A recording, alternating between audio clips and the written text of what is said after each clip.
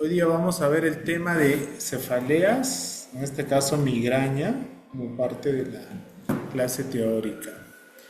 Entonces, el dolor de cabeza o cefalea es una enfermedad conocida desde hace muchos años. Ya los Paracas hacían trepanación craneana para los pacientes con cefalea, aparentemente para ahuyentar al espíritu malo que produce, o al demonio que producía dolor de cabeza. Entonces vamos a ver generalidades, definición, clasificación, fisiopatología y tratamiento. La cefalea es el síntoma más común en neurología, es la primera causa de consulta externa y las vamos a dividir en dos grupos. El 90% va a ser originadas por una cefalea primaria y estas son migrañosas y tensionales, y el 10% por otras cefaleas secundarias, como cefaleas tensionales, cefaleas craneofaciales, tumores cerebrales, neurocisticercosis, van a dar cefaleas secundarias. Entonces, en la cefalea primaria no conocemos la causa, el estudio de imágenes es normal y se debe a alteraciones neuroquímicas. Y en las cefaleas secundarias debido a una etiología específica, por ejemplo un hematoma cerebral, neurocisticercosis, un tumor cerebral. Y las neuralgias craneales no tienen tampoco una causa específica, a veces pueden ser posinfecciones virales o a veces por compresión. Entonces la clasificación internacional de las cefaleas habla de primarias, migrañosa, tensional, cefalea autonómica y la cefalea trigeminal. Y las secundarias, pues debido a un tumor cerebral, debidas a un proceso infeccioso, debidas a un proceso de hipertensión endocraniana. Y las neuralgias craneales, pues debido a lesión por compresión, por ejemplo, del trigémino, del glosofaringio, que van a dar neuralgias craneales. Entonces es importante saber que la migraña es en episodios. Esta es una migraña episódica. Es decir, da una crisis de dolor, luego pasa y vuelve a aparecer. Entonces, lo importante es que es periódica. La cefalea tensional es un dolor de cabeza crónico con una intensidad no muy baja, con un EVA de 4, menor de 5, generalmente es occipital o es bifrontal. En cambio, la migraña es hemicraniano, pulsátil, con náuseas, vómitos, fotopsis. Puede haber la combinación de ambas y se llama cefalea mixta, en el cual el paciente tiene migraña y tiene episodios de exacerbación y de paso está cursando con una cefalea tensional de fondo. La cefalea en racimos es una cefalea muy intensa que se caracteriza por producir dolor agudo, que el paciente va a emergencia, náuseas, vómitos y luego desaparece y tiene 1 año, 2 años sin dolor y vuelve a aparecer. Cuando está presente es muy catastrófica. La neuralgia del trigémino es un dolor tipo descarga eléctrica en las ramas de la mandíbula o de la mandíbula superior o inferior y es un dolor tipo descarga urente que puede ser diario o espaciado por pocos periodos de tiempo. La cefalea debido a un tumor cerebral es increscento, es decir, aparece de forma leve y va incrementando de intensidad a medida que pasa el tiempo y los años, ¿no? Y después, en una etapa más avanzada, puede tener signos de focalidad neurológica, hemiparesis, problemas pupilares. Entonces, en las cefaleas secundarias debemos descartar los signos de alarma. ¿Y cuáles son los signos de alarma? Pues las heces, como signos sistémicos, fiebre, mialgias, pérdida de peso, signos secundarios de que haya malignidad, el paciente tenga VIH, insuficiencia renal, use corticoides de forma crónica. Algún signo neurológico, por ejemplo, tenga convulsiones, tenga debilidad en extremidades, hemiparesia, el inicio sea súbito o cefalea en estallidos y una cefalea que aparezca después de los 40 años. ¿Por qué? Porque la migraña aparece entre los 18 y 40 en general. Después de los 50 hay que pensar en otra etiología. Y el patrón en el cambio de cefalea, es decir, si el dolor progresa, si hay cambios con la posición, que se llaman, o cambios con las maniobras de Valsalva, que son al toser, al pujar, incrementa el dolor, indica que hay un signo de hipertensión endocraniana haya papiledema o haya cefalea en el embarazo, que nunca lo ha tenido antes, ¿no? Obviamente. Entonces, la cefalea tensional es la causa más frecuente de cefalea, es más en mujeres, 2 a 1, y hay factores psicológicos como el estrés, la depresión, la ansiedad, que pueden perpetuar este dolor de cabeza. Entonces vamos a tener una cefalea tensional esporádica, que todos lo tenemos en cualquier momento de nuestras vidas, episódica, que tenga una frecuencia 1 vez por semana, 2 veces por semana, o crónica cuando el dolor es permanente.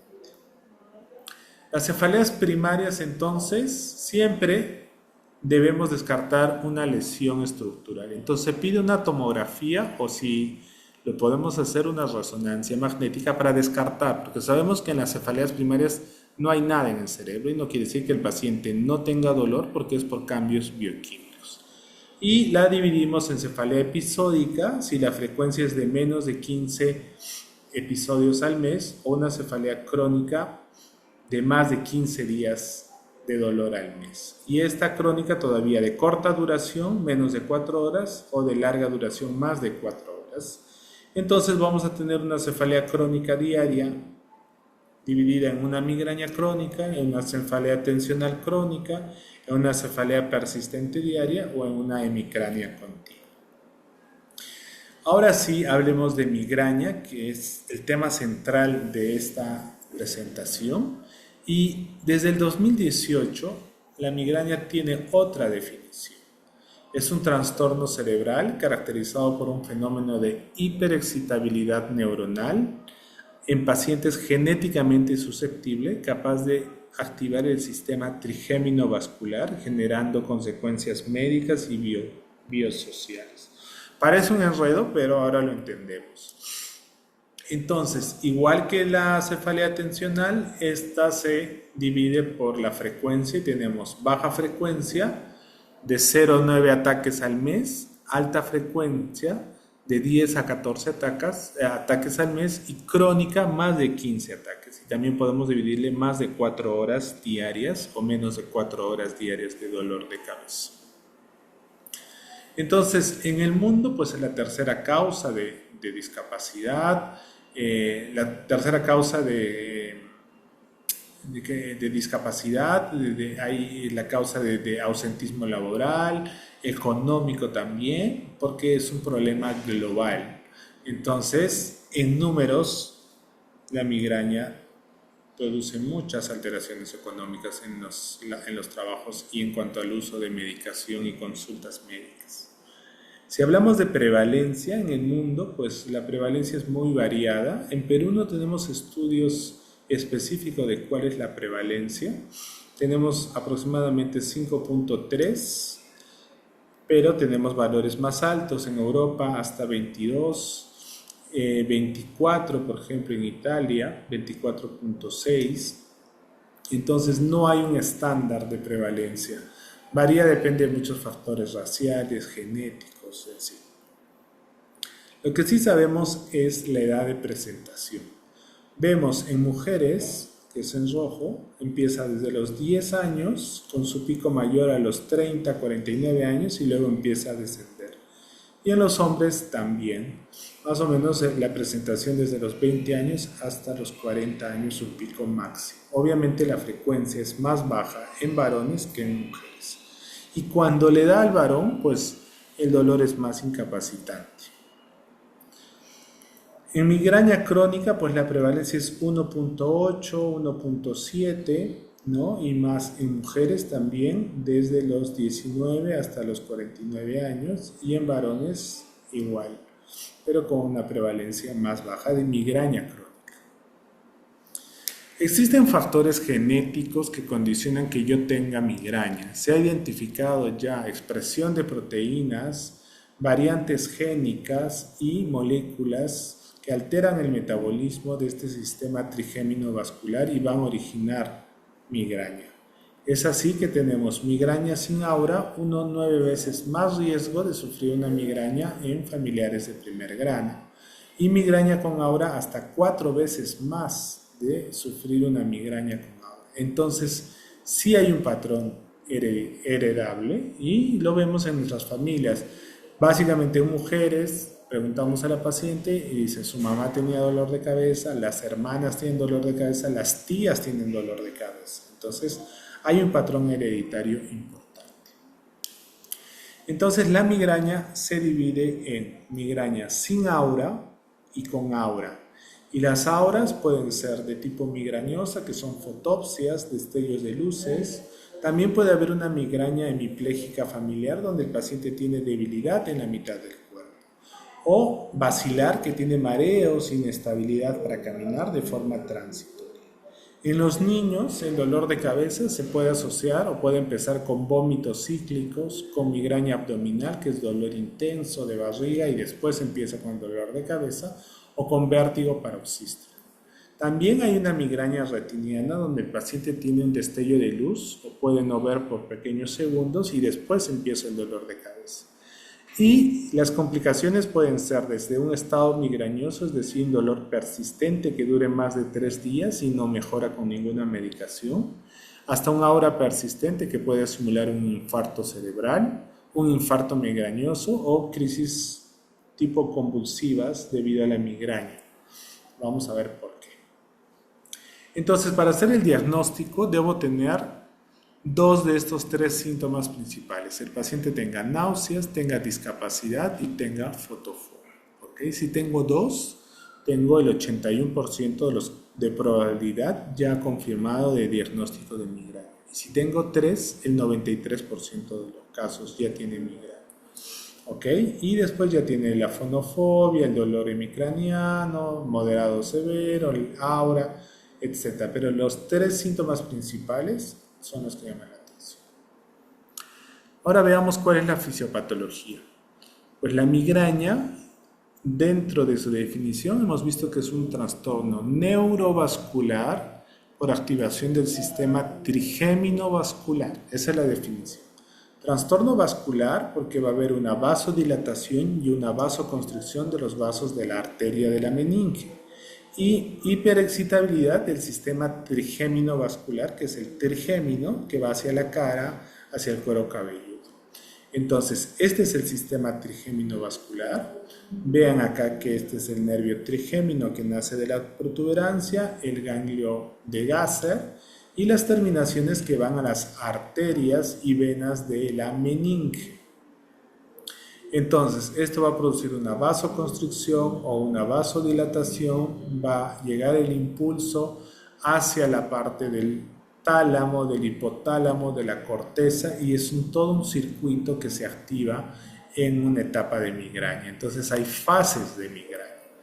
Entonces, hay estímulos diversos que van a activar el hipotálamo, luego activación del ductus cerúleus, liberación de sustancias excitatorias e inflamatorias como liberación de potasio, va a producir una oligoemia, disminución del flujo sanguíneo, vasoconstricción y eso va a originar el aura.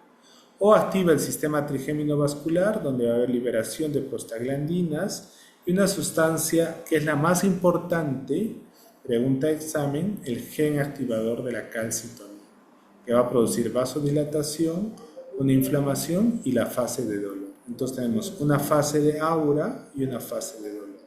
Lo vamos a ver acá. Y eso va a dar lugar a una sensibilidad periférica y central, es decir, de las terminaciones del cuero cabelludo, eso se llama alodinia cutánea, o del sistema nervioso central, donde va a haber una perpetuación del dolor. Entonces, la primera fase, miren acá, empieza en el lóbulo occipital, va a haber una vasoconstricción, entonces el paciente va a tener destellos de luz, escotomas y puede haber problemas sensitivos o motoras y va a ir hacia el área del lenguaje. Esto puede durar hasta 2 horas antes del inicio del dolor de cabeza. Entonces va a haber una hiperemia de 3 minutos y una oligoemia hasta de 2 horas. Va a haber destellos de luces, flashing, porque se da una disminución del flujo sanguíneo. Entonces hay una vasoconstricción de las arterias de la meninge y en compensación va a haber una dilatación y aumento del flujo de la arteria meningea media. Entonces se va a producir una activación del sistema trigémino vascular y se produce la fase de cefalea. En esta fase de cefalea, recuerden que se libera sustancias excitatorias, inflamatorias y se va a activar el gen activador de la calcitonina. Esta sustancia es proinflamatoria, libera óxido nítrico y se produce vasodilatación. Entonces, vean acá la vasodilatación, las arterias de la meninge media en la corteza cerebral y va a producir la producción del gen activador de la calcitonina y sustancias inflamatorias que va a producir una inflamación estéril de la meninge. Entonces, esa es la fase de cefalea. Entonces, este gen activador de la calcitonina va a activar las neuronas cerebrales, va a producir la sensibilización central, va a producir la cronificación de la migraña y la modulación de la actividad. Entonces, esta inflamación meningia es una inflamación neurógena, es un proceso inflamatorio que va a activar todos los nociceptores de la meninge y va a producir ataques de migraña. Esta es la sustancia más importante en la migraña. Por tanto, todos los tratamientos actuales, los anticuerpos monoclonales que se está trabajando son para bloquear el gen activador de la calcitonina. Este es un resumen de lo que pasa. Entonces, el paciente viene con una fase de oligoemia, es decir, vasoconstricción, se produce el aura y luego se va a activar el sistema trigémino vascular a través de los vasos de la meninge, se produce una vasodilatación, se activa el tálamo, el hipotálamo y después la corteza con la fase de dolor. También es importante ver que en el tronco cerebral están los núcleos viscerales, por tanto el paciente va a tener náuseas y vómitos, porque se activa este núcleo de las náuseas y vómitos. Entonces el paciente empieza con destellos de luces o dolor y empieza a vomitar y se hace un círculo vicioso. Es por eso que en parte del tratamiento nosotros damos metroclopramida para bloquear el núcleo visceral a nivel central. No uso Gravol ni divinhidrato porque eso me bloquea el vómito a nivel digestivo. Yo tengo que bloquear el vómito a nivel del núcleo visceral en el tronco cerebral. ¿Cómo sé que pasa todo esto? Se han hecho estudios de resonancia funcional y ven que en la fase premonitoria, donde hay poliuria, donde hay dolor, fatiga, cambios de fotosensibilidad, se activa el hipotálamo. Después en la fase de náuseas, la corteza cerebral. En la fase de cefalea, la parte cortical, la parte del tálamo, del cerebelo, del hipotálamo. Y en la fase postdrómica, la fase de la corteza completa. Entonces son las distintas fases demostradas por resonancia funcional. Ya sabemos la migraña aguda, ahora veamos la migraña crónica. Entonces, la migraña crónica es la perpetuación de este dolor de cabeza. Entonces tengo un paciente sin migraña y luego va a un paciente que tiene una migraña episódica de baja frecuencia, es decir, una migraña esporádica, una vez al mes, una vez cada 6 meses, etc. Y este dolor de cabeza se hace cada vez más frecuente, entonces episódica de alta frecuencia, hasta llegar a la migraña crónica. Recuerden, migraña crónica son más de 15 episodios al mes y más de 4 horas de duración diaria. Eso es una migraña crónica. ¿Y qué hace que una migraña episódica se perpetúe a una migraña crónica? Pues varios factores, básicamente factores emocionales, tensionales. Hay otros factores como la obesidad, que aumenta el sistema trigémino vascular, aumenta la sensibilidad, las orexinas, son factores biológicos y puede hacer que una migraña episódica pase a una migraña crónica. O los factores emocionales, maltrato psicológico, abuso sexual, negligencia, estrés crónico, la periodontitis. Se ha visto que hay cuadros inflamatorios a nivel de las encías que van a producir inflamación central y producir migraña.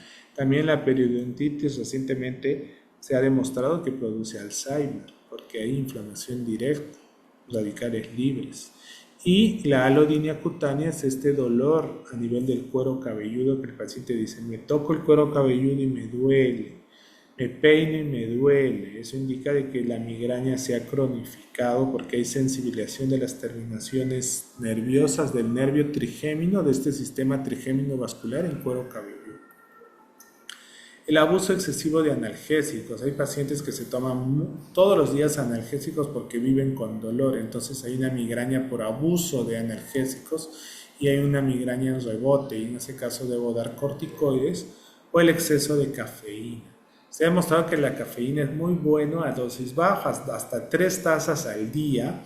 Incluso hay medicamentos para la migraña aguda que tienen ergotamina y cafeína más analgésicos. Esos 3 combinaciones me ayudan a controlar la migraña aguda, pero no en una migraña crónica, ya no sirve.